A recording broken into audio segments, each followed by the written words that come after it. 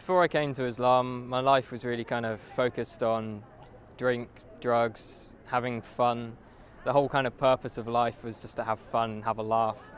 And it's just a way of kind of making your life bearable until you die. I tended to kind of be in a kind of heavy metal crowd, hanging around a lot of people with similar interests, which weren't always the best company to keep. My first experience of seeing Muslims was the 9/11 attacks. I remember I was quite young at the time and I wasn't completely aware of what was going on.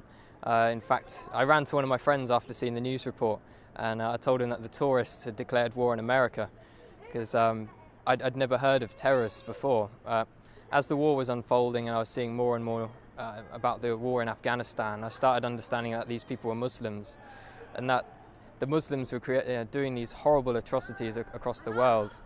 So from that kind of media bombardment, I started getting a strong hatred for Muslims.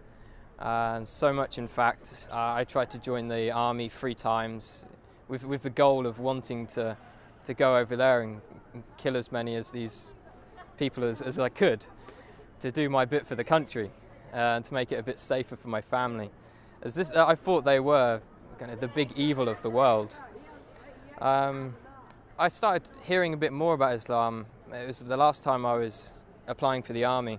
I came across this radio station. It was at a time when I was listening to conspiracy theory radio and things like this.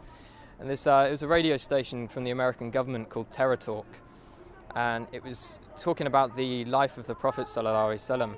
And it just didn't sound right to me that people would follow him from all these evil things they were saying about him.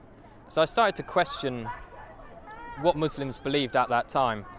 I was on a spiritual search anyway. At the time I was looking into Norse mythology and paganism, and one of my friends turned to me and said, before you decide on this paganism thing, have a look around a bit more. So I came across kind of Muslims on the internet. I think one of the first people I saw on the internet was Baba Ali.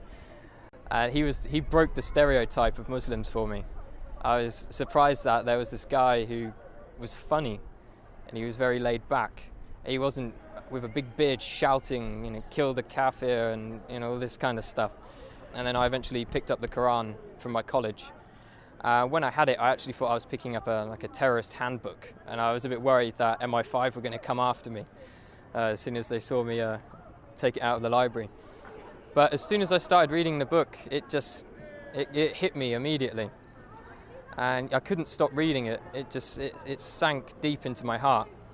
And as I kept continuing through the different surahs, I remember reading about the people in the fire having boiling water to drink, burning their throats. And as I could read this and I was living this awful life, I could feel my throat burning and I could feel kind of how real this thing was and how I had to change.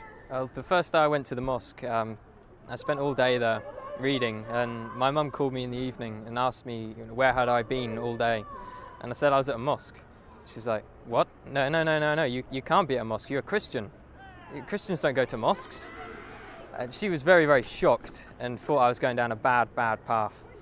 That was my mum's original reaction. After a while she started to accept it. She'd done a lot of crying. I'm not too sure why she was crying. I think she felt I was rejecting everything she'd taught me. A lot of people say when they find Islam, it's as if they've come home. And that's just the feeling I get. It's as if me in the past wasn't me at all. I was being controlled by something else.